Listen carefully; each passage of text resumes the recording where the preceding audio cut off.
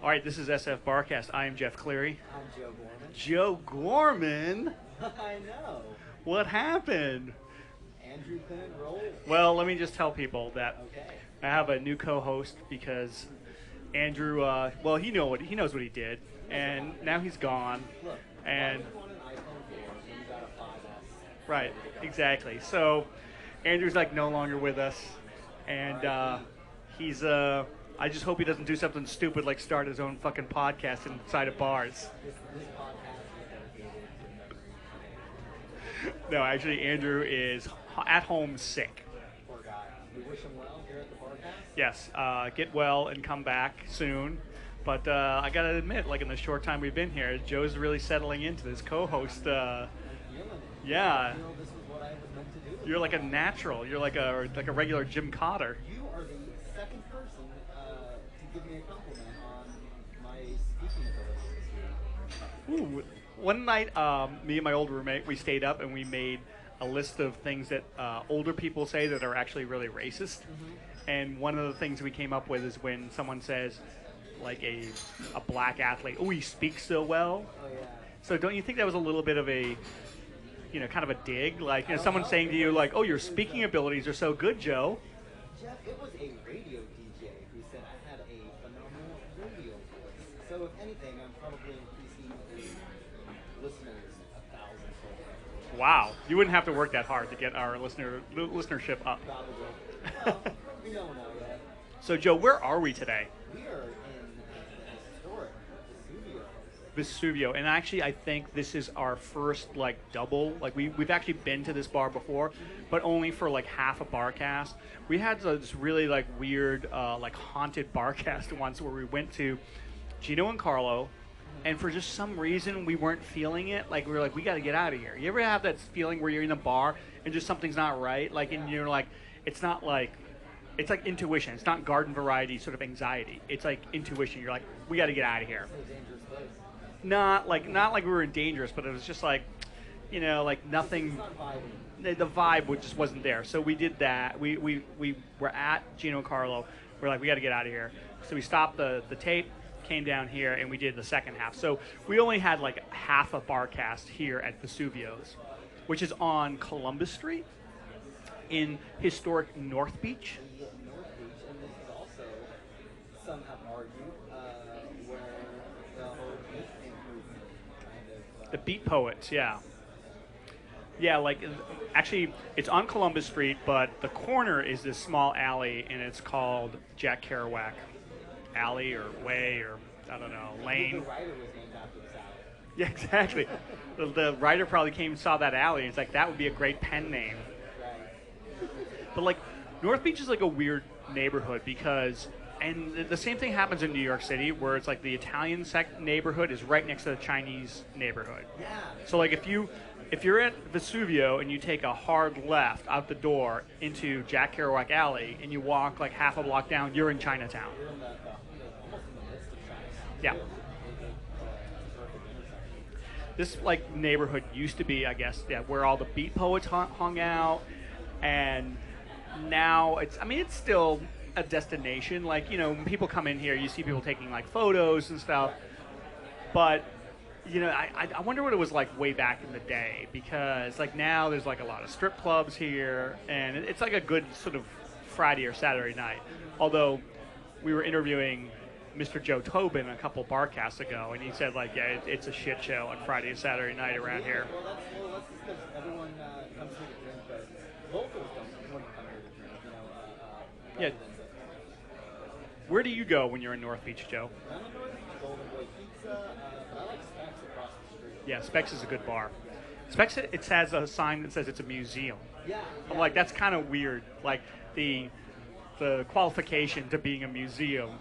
Is it just because some of the patrons there are so old that they're I think it's to validate the amount of crap they have on the walls about it being a fire hazard. really? Oh, well, I guess so. Maybe they're when we did a barcast from Tonga Room, we read that I believe they were going to shut it down, but what they did is they had it declared not like a national monument or a historic site. which is really like stretching the whole definition of historic site. Like some like tourist like puked over there. But like yeah, maybe that's what they did with Specs. Maybe just to kind of save it. The other thing about this neighborhood, that used to be like a really big like comedy neighborhood, It did. and there was this very venerable old comedy stage right across the street called the Purple Onion. Really? Yes. Huh. And they would only let really well-endowed men run shows there. Of course, of course. And I think we were both thinking of Justin, of course. Oh, well, right, yeah, Justin McClure. I forgot about him. But that's gone, and now it's gonna like when the Purple Onion. That was like a like this really, monumental stage. Like It was a big deal when a lot of comics would get booked on it for their first time. I remember Deal. when I first started doing comedy, like whenever somebody got up at the Purple Onion, they had this like big orange sign of the Purple Onion. People would always take a photo of themselves in front of that sign, and then like make that their Facebook photo. One of my favorite memories at the Purple Onion was the show you put together where Christian Finnegan was coming out. Oh right. Yeah. Oh, I remember that. Yeah. That was a few years ago. Well, It was a fun show. I've been contacted by some people who represent comics in LA, and this one guy told me that there's always comics up in San Francisco because it's so close to Los Angeles, and they always want to do shows, but they want to do like better than like sort of open mic shows, Yeah. and like they don't want to. They're only going to be up here for like one night, and they don't want to do the punchline. They don't want to do Cobb's because you have to like have like a run or like a contract with them. They just want to like have like a small show for like 2 shows one night. And he said that all the comics in LA want to do the Purple Onion.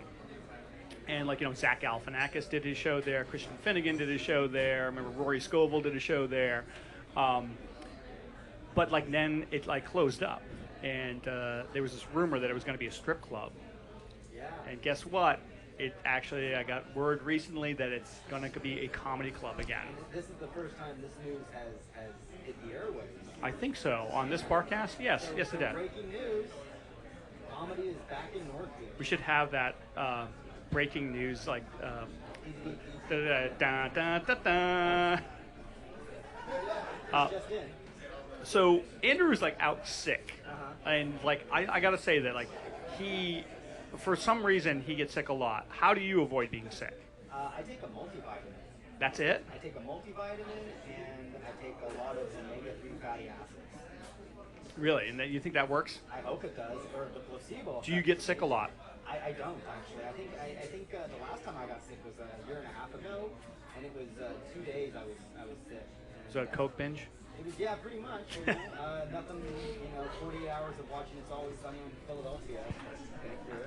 Yeah, that's not bad. If you have something, I feel like when you're sick, you should like dive into it full force. Be like, yeah, I'm sick, Right. and just like sit on the couch and watch like Battlestar Galactica or something like that for like 2 days. Next time I get sick, I'm gonna finally watch Breaking Bad. It's one of those Oh, nice. shows- It's one of those shows that I always wanted to get into, but I can't really. I'm very impatient, so. You know what? If you have all of them there, it's great. That's what I was kind of. I meant to do that with Lost, and I just never got around to it. Yeah, I was catching up on Breaking Bad, and that's the way I did it, where it's like I sat, like I would watch like 5 episodes in one night, but I had them all there for me, and then it'd be like 4 in the morning, and I'd be like, you know what, I could go again, go to the next episode, and that's just like I feel like that's the best way to go because, I've been watching Boardwalk Empire and all the stuff that like in the course of a week I forget everything that happens. That was my problem with Game of Thrones. Even when Yeah. I waited and would watch an entire season, I still don't know anyone's name. I don't know everyone's always portraying somebody else, so I have no idea what's going on. I'm finding it harder and harder to be the best of the characters. Yeah, well, Game of Thrones is just a beautiful show. Like the art direction in it, and visually it's just incredible. But like I'm like you, like I forget everything. Like I have to watch every episode twice, which is kind of good if you're waiting a week. But I would like it so much better if I could just like sit down and watch them all. So anybody who hasn't gotten into these shows, I'm like very envious of you. But like with Game of Thrones, I have to watch it every week. Right. because like I am friends with a bunch of nerds and they're always talking about it, and I can't be like, hey guys, can you not talk about that? Yeah. Why don't we go to the gym and lift a little? Exactly. You want to go to the gym and pump each other? Yeah. It's funny that you brought up Breaking Bad, because I was talking about what you do to keep yourself healthy. There was a study that came out not too long ago that found that like somewhat cocaine use, but definitely meth use, like wards off colds. Really? Well, that would explain why in the Tenderloin nobody's ever sick. What the fuck, man? Like, yeah, these people like are the most unclean like lifestyles. It's like a third world country, like in this little like 3-block area in the middle of San Francisco. Well, I wonder if it's like I have a friend back in Massachusetts who his theory on being sick is what he does is like he sits at home, has nothing to do, and he just drinks like whiskey, and he gets blasted, and like there's some like evidence to support that if you can put like a bunch of like alcohol in your bloodstream, it'll kill the infection. But his whole thing is if you condemn the building, like the tenants will leave. Yeah. And so, like, maybe that's what it is, like, with these Tenderloin people and meth heads, where it's like, yeah, even, like, a random, like, bacterial sort of infection will be like, oh, I'm not fucking sticking around here. Right. Not if this guy's going to be, like, blowing lines and screwing hookers. Well, if there's no healthy cells for the virus to attach to, there's no reason for the virus to stay in your body. So it makes sense. It's kind of like... I also think just regular healthy living can help too. Interesting theory. Yeah, we'll see. So- Still out on that one. So, Joe, you're telling me you're not willing to go whole hog and start smoking meth in order to ward off a cold? I'm saving that for my wedding night. I'm definitely saving methamphetamines for my wedding night. This bar, what do you think of this bar? I love it. This was probably one of my, this reminds me of just being a young comic. And, Oh, right. This used to be the hangout place for a lot of comics when they would have sets in Purple Onion. Yes. Even just hanging out or going up at the punchline when they come up here to North Beach and hang out and have a couple of drinks. This bar has this enormous amount of character to it. Like, and, this is basically what every, like, sort of TGI Fridays thinks that they're going to be in, like, 60 years.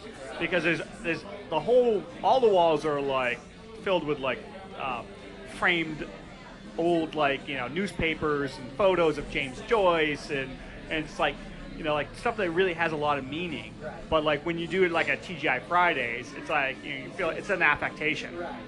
And then with the TGI Friday stuff, it's very time capsule of kind of the late 80s, early 90s. Whereas this is kind of a time capsule of the 1960s. Yeah, 50s, 60s, yeah. Yeah, kind of that throwback. It's weird. I feel like a lot of people don't really know about like the beat poets. Like the 50s were like really their own. The beats and the beat poets were like really their own thing.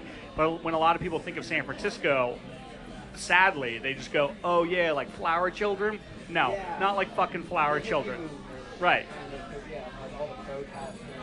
The hippie movement gets all the press, but like the beats. The beats, they paved the way. Yeah, they're also the cooler ones, Like they're not the ones like basically doing songs like love the one you're, if you can't be with the one you love the one you're with, which is basically like saying like, hey, how about you just fuck me instead of that person you like. I believe it's, well, this is why I'm with the woman I'm married to and not the woman I want. Right, exactly. Right. The classic hippie mindset.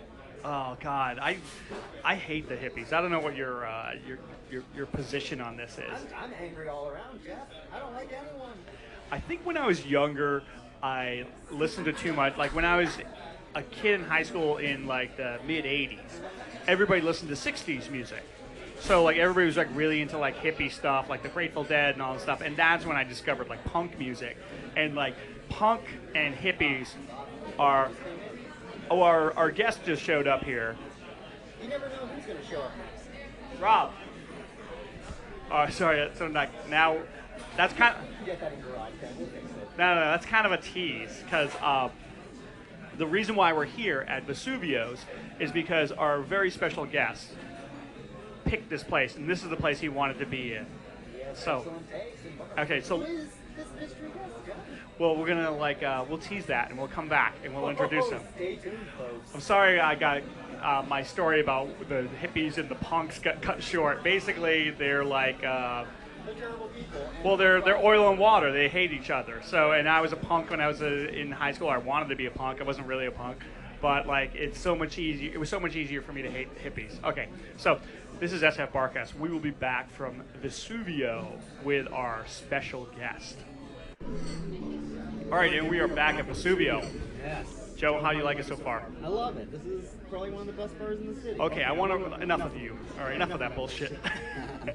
Now I want to bring on our very special guest, who you are working with this weekend at the Punchline, Mr. Brendan Walsh, ladies and gentlemen. No, Rob Cantrell. Yeah, Cantrell, that's how you say it. Like Blue Cantrell or Jerry Cantrell. What is Blue Cantrell? You don't know Blue Cantrell? Huge hit from the 90s, R&B singer. Oh, really? Female. Beautiful girl. Well, I introduced you as Brendan Walsh because I was at your show last night, and somebody in the back said, "Give it up for your headliner, Mr. Brendan Walsh." And then the guy who's the middle? Motherfucker. Who's the middle comic?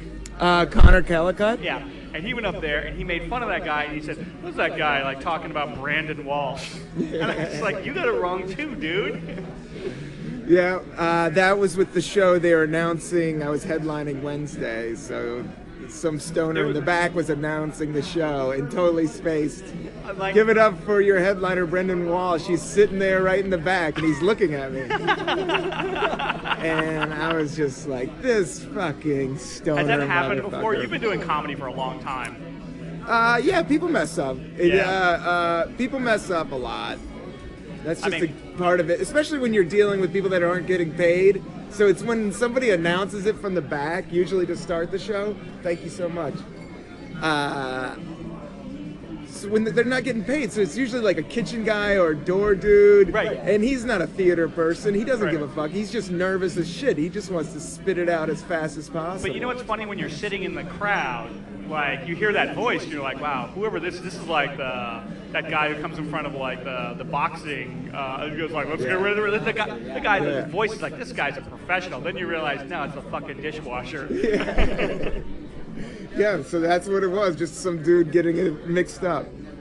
So I want to go over your bio a little bit because you're from Virginia. I'm from DC originally, But you lived in SF. Virginia. Yeah, I started comedy here, man. I lived right around the corner, You lived in North Beach? North Beach. I lived in the Green Tortoise Hostel Oh, wow. for a year. I did the front desk, and I lived in there. I did the front desk, and I got a free room in this they had an apartment building in the back that they owned. And the owners were like these dirty hippies from the 60s. Man, we were just talking about how much I hate hippies. This is hardcore hippies. Yeah, these guys were the real deal. Like, I know this whole thing, man. I was here right when I started comedy. I lived in that, I lived with a couple of different people from college, but eventually when I was making a go at comedy, you really have to go all in, you know? And Yeah. that was my moment of going all in, moving into the Green fucking Tortoise Hostel. And just going to all these open mics and then working at the Punchline, working at Cobb's Comedy Club. So how long were you? Did you start before you? Were you doing like open mics before you got like really? I'd say a got a year, little 2 momentum? years. 2 years. 2 years. I definitely didn't. I mean, yeah, you started out at the Brainwash, which Yeah, is yeah. We all did. which is a Was Tony Sparks still hosting? Tony Sparks was the man. Yeah. I literally I came to town and looked into a SF Weekly and said, there's the open mic. And I went to the Luggage Store, which is on Market Street, which is like an art space that was really like, they would have like a crucifix with Jesus with an erection and a machine gun. Like, it was like, that was like this, it was like this really That doesn't sound like avant-garde Luggage. artist space. Yeah, it was some weirdo artist space that they would have open mic comedy. And the crowd was like, almost like the homeless people from Market Street, like hanging out inside this little thing, and it was just the worst of the worst. And that's where I did my. They didn't even have a microphone. You would just go up in this raw, weird art space and just ramble on. Wow. And that's when I first started. Man, I ran an open mic for 2.5 years, and so I saw a lot of people starting out. And sometimes you get people like you're describing, where you're like, wait a minute, this isn't an act. Like No, they're kind of yeah. crazy. Like, People got to express themselves, and stand-up comedy is an art form that is very cheap to do. I feel like a lot of people like got up there because they wanted to do comedy, they wanted to be funny, and then some people were like, wait a minute, I speak into this microphone and it comes out of these speakers. Yeah. Like that's a totally different type of open micer. Yeah. It's people want attention, man. What could I say? So I don't know why, but like you're from Virginia. You started comedy in San Francisco, but for some reason I always thought you were a New Yorker. Do you get that a lot? No. Really? No. New people from New York think I'm a somebody from California. Really? Yeah. But I have been there a while now. You live there now, right? I live in Brooklyn, and I've been in Brooklyn since 2005. So what's that? It's 8 years? So that's the longest stretch that I've lived in my adult life. In Brooklyn. In Brooklyn now. And Like you- I lived here for 3.5 years. I lived in DC, I think maybe 7 years, like in my 20s. Okay. Like from 18. Well, I lived there. I lived in DC. That doesn't really count because I was like from DC and Right. Virginia. But yeah, so I've been in Brooklyn a long time now. So it kind of does feel. I don't know. I'm not a New York. There's so many hardcore New Yorkers. I'm not a New Yorker. I don't know, but- you just seem to like fit in there. I don't know why. Maybe I'm just generalizing. I'll take it. You'll take it? Yeah. It I'm sounds sure cool. like you've seen, I mean, but I love SF. I started here. Like comedy-wise, I definitely started here. really? Yeah. must I have- was surprised you didn't know that. Well, no, I actually, because I've seen your act and I saw that you're from like the East Coast, but I didn't know you did like your time in San Francisco. Yeah. I cut all my teeth here in San Francisco and the SAG Punchline, and that's how I got on the first Last Comic Standing. I was in San Francisco. That's right. We should talk about that. You did Yeah. like that. Was that your first like big exposure? Yeah, huge exposure. I mean, Huge. you were one of the top 10 finalists on the first. I'm the very first one very- before anybody knew what it was. Not even the industry. Wow, I was yeah. just slumming it. Not slumming it. I was opening at the Punchline. I was opening for Todd Barry and Dave Attell and Mitch Hedberg, and they just had an open call audition. And somebody at the Brainwash told me they're doing an open call audition, and I literally just showed up and got in line. And I was teaching at a school. I was teaching at a little private school. I was assistant to the kindergarten teacher. And then I would do stand up You at were night. the assistant to the kindergarten teacher. Yeah. So you're like running security at a kindergarten. Yeah. I was school. just like, stop eating glue, and those plastic scissors are more dangerous than you think, kid. Hand them over. So was there anybody else aside from, I guess, Dat Fan won the first year, right? Yeah. Okay, so was there anybody else in the top 10 that? Ralphie May. Oh, Ralphie May. Okay. Ralphie May. That was Rich Voss. It was Rich Voss. I lived in a big, huge porno mansion in Hollywood with Rich Voss and. Wait, so the show put you up in Hollywood? Yeah. They put you in the house. Like that's what people don't realize because they had so many different years after that. But that first year was so weird, and it was the first one, and the industry didn't really know what was going on. Stand-up wasn't that hot as it is now. Yeah. So I'd been doing it from '99 till 2003, and then out of nowhere, I walk on national television and start telling jokes. So it was a little bit of like, who the fuck is this dude? Well, that's what I wanted to ask you because I feel like how long had you been doing comedy at that point? 3.5 years. 3.5 years. Some of those other names, like Rich Voss, he's been doing it. Yeah, he was doing it like 20 years. 20 years, yeah, so he's And probably Ralphie like was a looking at you. headliner. Yeah. It was a Shark Tank. It was definitely a Shark Tank, but a really cool experience on my end. I mean, I hate the show and I hate reality shows, and but in the beginning, I just looked at it like, hey, I'm this young comic. Young comics before me, did Star Search. So I really looked Right. at it as, oh, this is my Star Search. Do either of you guys know why they stopped doing it? What? Last Comic Standing. No, I think it's come back. Yeah, that's the new word on the street. They're bringing it back. They keep dusting it off, but they keep on trying to bring it back, but it never does like the awesome numbers. But my year, it did like huge fucking numbers. Like probably the biggest numbers.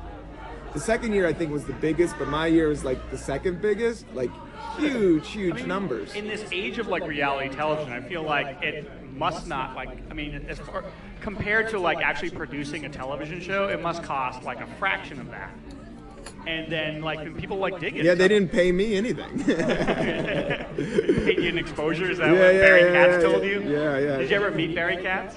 Yeah, he was my manager. Barry Katz paid for my apartment in L.A. for a good few months. Man, I know Barry Katz. Yeah, I got signed up by Barry Katz, and for like 5 minutes, I was like the hottest kid in Hollywood. You're still hot. I'm not a kid anymore. No, but I mean that first little wave of heat, as they say. The rest of it is all been like me creating everything, like Brooklyn and New York. That was like the first like industry thing, and you really shouldn't believe the hype ever. You know, you really gotta. The more you do your own thing and create your own shit, the more control you have over it. But I do think in the beginning you gotta fucking take work where you can get work. Oh, absolutely, yeah. I mean, like, yeah, I guess you shouldn't believe the hype, but like, you know, it's nice to have the hype, isn't it? Come on, dude. The heat. There's nothing. This industry loves the heat more than anything, man. If you got heat.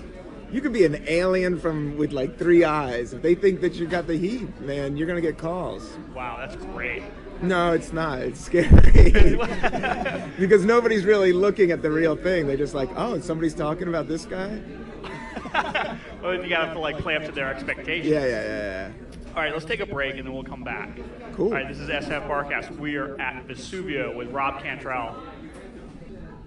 All right, and we are back. This is SFBarkast at Vesuvio.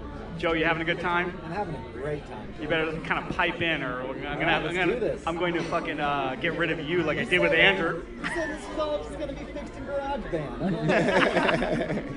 He's just gonna do like voice coder over it. Yeah, I'm gonna like auto tune your voice for the whole thing. Sounds good, Rob. Oh yeah, Vesuvio. Just anything I do, just accent it with a thing, and we'll voice code it. We'll do it. So I'm drinking some espresso. Yeah, actually, both of you guys are drinking coffee, and I'm drinking an Irish coffee. So, which has Jameson in it? I believe so. Whiskey. I had like this conversation with somebody recently where I had an Irish coffee, and of course I get it. And I take my straw and I, because it's a bunch of like cream at the top, and then I like stir it, and the guy's like, booze and milk. Yeah. Well, the bartender's like, what the fuck are you doing? And I was like, excuse me? And he's like, that's not how you drink an Irish coffee. He's like, what you do is you drink it from the top down. So like all the alcohol settles at the bottom. So you drink like the foam. The foam first. Which I don't like. I don't like having a mouthful of foam. Yeah. And then you drink the coffee, and at the very end you have like the alcohol. The booze. You don't get it all mixed up? No, he said like you ruin it if you stir it, and I'm like, okay, maybe this guy knows better than I do, but fuck that. It's not like a box of Cracker Jacks. I'm waiting for the fucking surprise at the bottom. Like I want to get the booze in there. Yeah. Just booze and coffee. Booze and coffee. It's like getting wasted and wired at the same time. So it's like all those energy drinks they took off the market. Yeah, no more Four Loko. Four Loko, like that is just. That's some evil shit, man. Dude, like, I can't believe like somebody could market that shit. All those energy drinks are just pure sugar, Dude. Everything's sugar. They had this Xbox Live right around the corner where they have all these free Xboxes, and they have free video games, which is cool. More power to you. And I went in there, but they have just like Mountain Dew for free, and then they have Doritos, which is pretty much just sugar and salt. Like anything that you go into, like any type of 7-Eleven, they're pretty much just selling you sugar and salt. And the rest is like cool font, and some graphic designer put the thing and the image. Like Mountain Dew is just green, like sugar water. It's like just sugar. The most sugar of any other. Yeah. But it also has like this enormous amount of caffeine in it. Huge amount of caffeine. When I worked at .com, like I remember someone telling me like, oh well, like the programmers, they like to drink Mountain Dew because it's a lot of caffeine. They get a jolt and they get going. And I thought that was just like a stereotype. Get to the .com and like all the programmers have like Mountain Dew everywhere. And I'm just like, are you like? At a certain point, if you're drinking so much Mountain Dew, wouldn't you just do blow? Yeah, that's true. It's pretty much caffeine, but caffeine they say isn't that bad for you. But the sugar, I think, in the Mountain Dew and all the that's why I do coffee all day long. Really? is that your body can process it, you know? Yeah. And you still get wired. I mean, I'm tired all the time, so coffee comes in handy. I read somewhere that like this heart specialist is saying that he honestly feels like it's not like, you know how they've been saying for years that like fatty food give you like heart problems? He thinks it's actually sugar now. He said he's been doing like heart like specialty work for like 40 years. And now he's like, no, I was wrong. And for like years, I was telling people it was fatty food, and it's actually sugar, which is like gonna like destroy your heart. Any kind of like that processed carbohydrate. Yeah, like any complex carbohydrates. Yeah. Like people like listen to our podcast, they get a little health advice. Yeah. They know where Are to you go. on the green juice? Are you fucking with the green juice? No, you mentioned that like That's all hot on the street right now, man. I'm always on the new thing. Green juice is the new thing. Okay. Everybody's drinking this fucking green juice. So I heard you say that last night at your show. Can you explain to me exactly what green juice is? It's just a green smoothie. Like, it's like What's in kale shake. Like kale and spinach, and it's just like, that's what Hollywood dudes do. Like, you'll get a big vat of it for the whole week. And then you'll drink, instead of getting ham and eggs in the morning, you drink a big ass thing of this ginger and kale and grass and wheatgrass, and you drink that till like 2 o'clock. And you do your fucking yoga, and you call your agent, and you slug some green juice. Dude, and then you go do your show, and then, you know, you go have some bacon or something later. Man, it seems like it's so pervasive because Chris Garcia stayed at my place recently, and like I wake up one morning. Is he on the green juice? Well, so he had a juicer. He was traveling with a juicer. That's what I'm telling you, man. And like he lives in LA now, and you know he's like I wake up in the morning and he's juicing up everything in my fucking fridge. And Yeah. I'm just like, and he like wakes me up. He's like, here, have some of this, and it's like a big like pint of green juice. Yeah. And I was just like, can I put some vodka in this or something? But it's really replenishing the cells, you know? Like your cell, we're all made of cells. Wait, slow down. We're all made of cells, and they're either healthy cells or they're oxygized, which means they have oxygen and shit in it. Okay. And then the green juice is like, so instead of souping it up with like bacon grease and coffee or whatever, the green juice is like you're souping up your cell walls with fucking good shit. Wow. Well, now I kind of feel like I should go get a juicer. I don't know. I've been thinking the same thing, but I'm old school too. Like, there's nothing more better than a big fucking ham and egg sandwich in the morning. You know? I'm could do it every totally day. with you right there. And 2 weeks ago, I went on a biscuit bender. I ate a roll of biscuits like every day for like 3 or 4 days. Like I would wake up and I would make the whole roll of biscuits, and by 5 o'clock, I just had eaten 12 biscuits and butter and whatever else is laying around that I shove in the middle of the biscuits. By the way, Biscuit Bender is a great band out of Brooklyn. Yeah. Their first album's amazing. So speaking of the green, I want to ask you because you do one of my favorite jokes of yours is where you talk about how you got thrown in jail in New York City for smoking a roach. Now, your act, you've done a lot of jokes about smoking pot. And now I'm going to defer to the two of you guys because I don't smoke pot, and I know like in California. But you got long hair. I know. And you got a ponytail, man, and you live in San Francisco. What are you doing? You know, like you have to go to like go see a doctor to get a card. Yeah. And you have to like pretend like you have anxiety or something. I feel like if I went in there, they'd be like, ponytail? All right, you just get a card. You don't have to tell me anything. You don't have to tell me anything. That's it. Check. Marijuana card. Here. So I want to contrast it, like in California. Let me tell you this story. Like I have a friend who he was like on the street in the Mission smoking a joint, and just like out of like nowhere, a cop comes up behind him, and he goes, "Hey," puts his arm on his shoulder. He goes, "What are you doing?"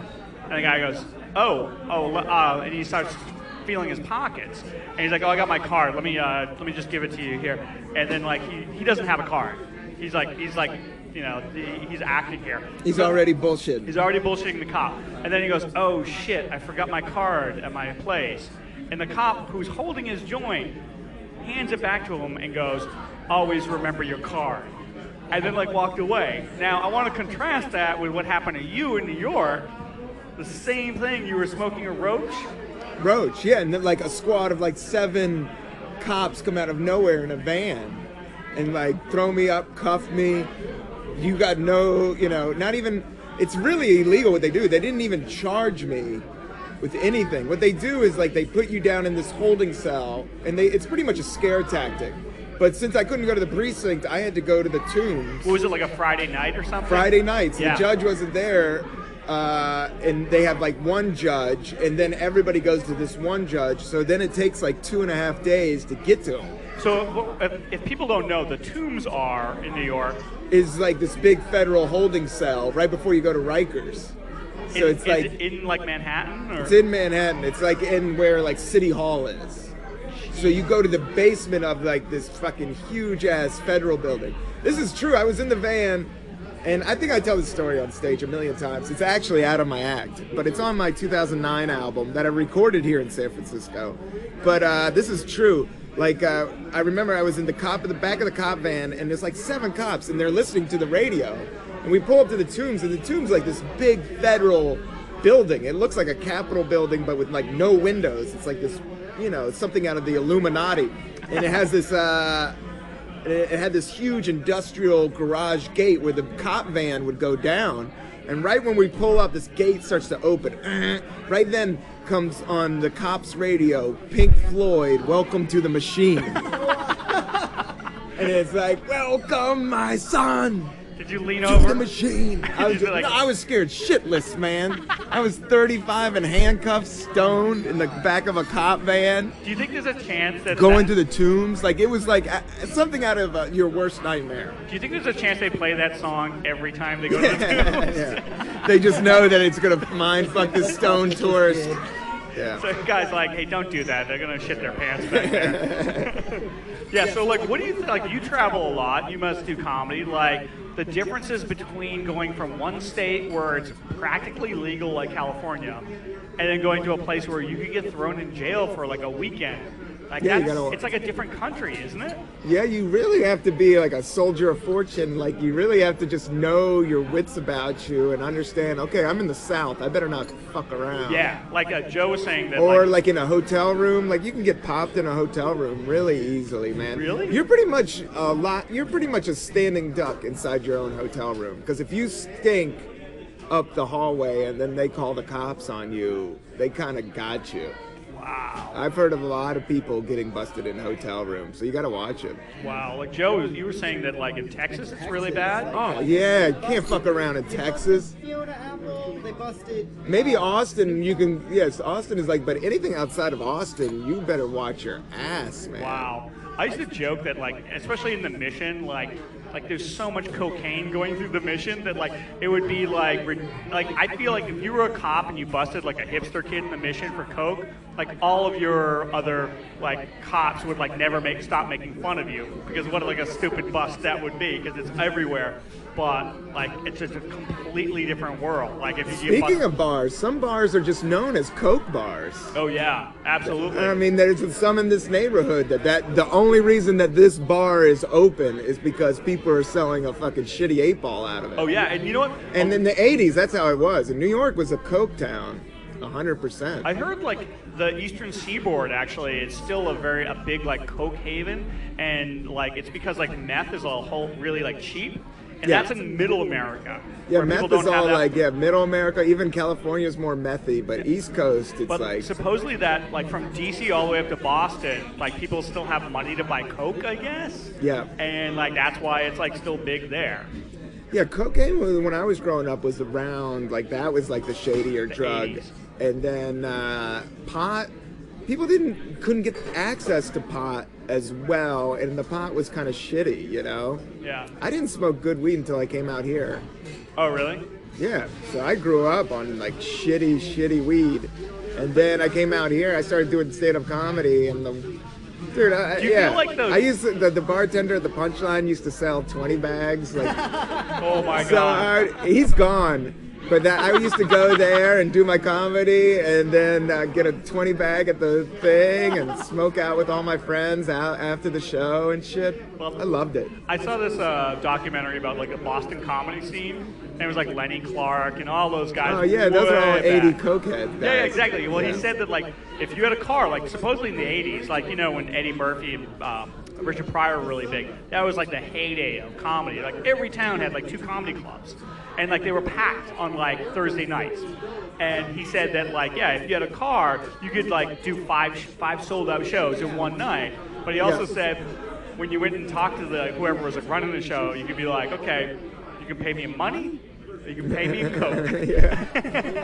Lenny Clark on that. He was talking about how he did 8 sets in one night, and it involved like going all over and like opening one show and then featuring at another, and then going back to this other club and closing it out, and then opening at the late show first, and then featuring at some other place.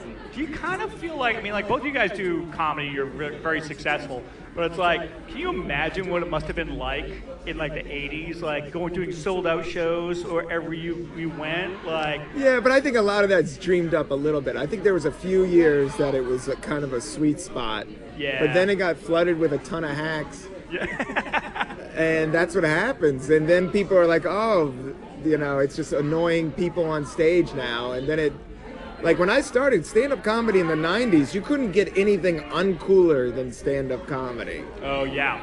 From 92 to 98, like comedy clubs were closing everywhere. And like people didn't, when I told people I was going to do stand-up comedy in 98, people were like, what is, like a lot of people didn't even know what it was. Yeah. It was like describing mime to somebody that didn't know mime. Somebody was saying to me once that like there are actually some people who will see a bad comedy show and just be like, you know what, I don't like comedy. Yeah. Like I won't go back to like if you saw like a bad like music show, you would never be like, well, I'm never gonna see any music anymore. But before you were a comedian or was involved into the comedy world, how many comedy shows had you been to? Well, myself, like I used to sneak into comedy shows when I was in high school. So I loved Where? In Taunton, Massachusetts. Oh wow. Yeah, it's like so you're from that Boston scene, I'm or you know from that? south of there. Like I Gotcha. grew up like but like when I remember seeing Lenny Clark on like TV 38 and all like when I was a kid, but like I didn't know any of those guys. Like I remember I met like Jonathan Katz at the Taunton Regency one time. And Dennis Leary must be some type of super god to you. I hate that guy. Rob, I don't. Everybody like says that like, oh, you like the Red Sox, you must like Dennis Leary. I'm like, I can't stand that guy. Like, But he punched through. I mean, yeah, he did really well for himself. I mean, I like, you know, I'm trying to think of Boston comics I like. There's a lot of them. A lot of them. Stephen Wright, It's a lot like this scene. The San Francisco and Boston scene is a lot alike. Is that it's not New York or L.A. Whereas New York or L.A. there's a lot of money on the table, so the stakes get really fucking high, and you got to keep your cards close. Whereas you know San Francisco, it's like a real scene. Like the comics now in New York and they're more like comrades or like co-workers. You know, like people, like I got to keep business face a lot. But back in the day here, it was like we were just young and friends, and it was, there wasn't money on the table. No Last Comic Standing was around. It was literally like, oh, so-and-so killed at the Punchline the other night. Like that was the big talk. Now, there's a lot more camaraderie, right? Where you're talking Yeah, about, I'm like, saying there's a lot more camaraderie. Yeah, simpler. because I in those towns, and you get nurtured, you know, and so you learn to grow as an artist, and you have more of a stable, like the guys from Boston and San Francisco have a little bit more of a stable base to being a comedian. And they're also better human beings in some ways. Lenny Clark excluded. Yeah. He was nice. Yeah, I'm sure he's a nice guy. I used to write for SF Stand Up, and we did an interview with Eddie Brill, who used to book the Letterman show.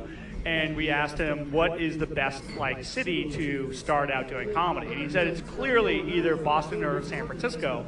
He said because they're so close to New York and LA, but it's like, you know, those are 2 towns where you can find like a community and people will like help each other out, and like, and it's not as cutthroat. And you can fail, and you can try things out. I mean, comedy's art is failing. You know, you have to fail and fail and fail. And when you're in LA and New York, it's like you can't. It's hard to fail in front of like the most powerful people in your industry. You know, that doesn't help anybody.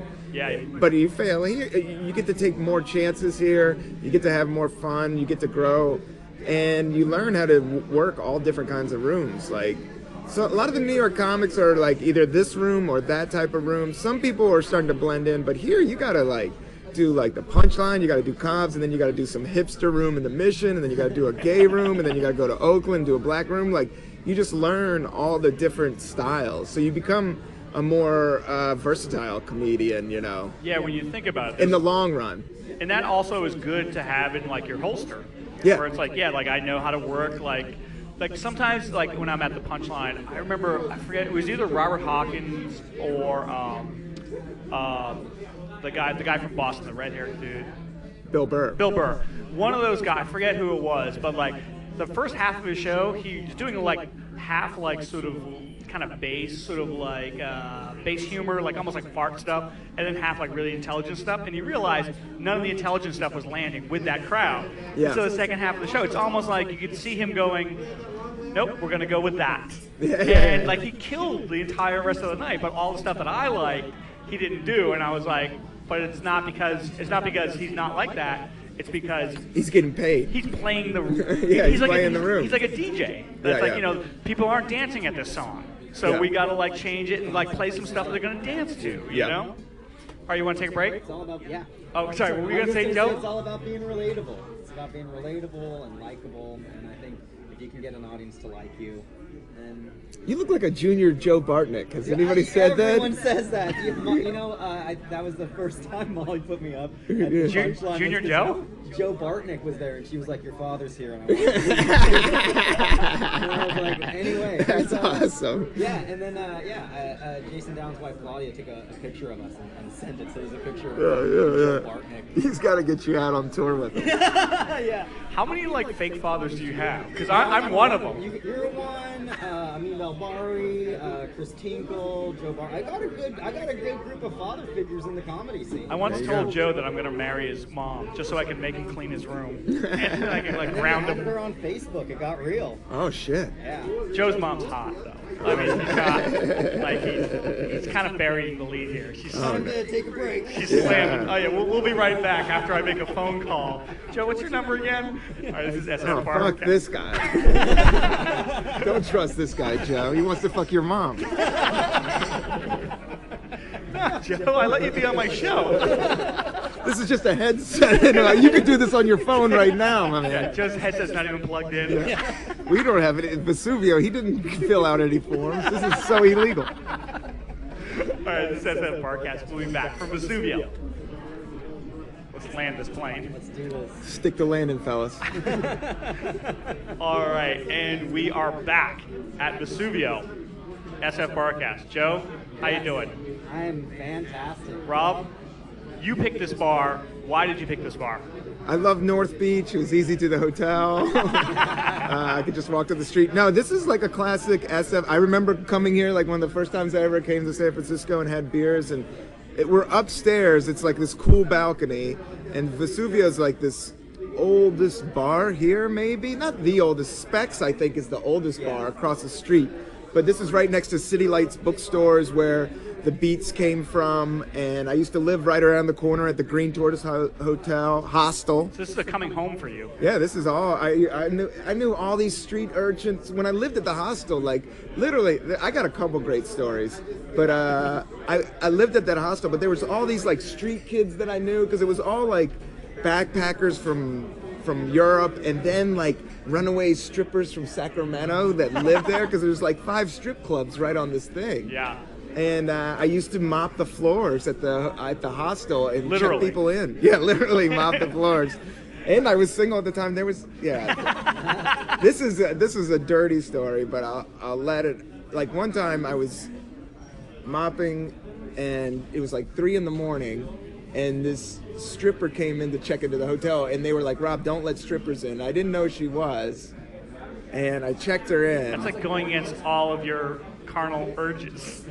Yeah, but they would fake it, and they knew that strippers kind of knew that they weren't welcome there, so they would say they were like backpackers from somewhere, and they would bring like I don't know.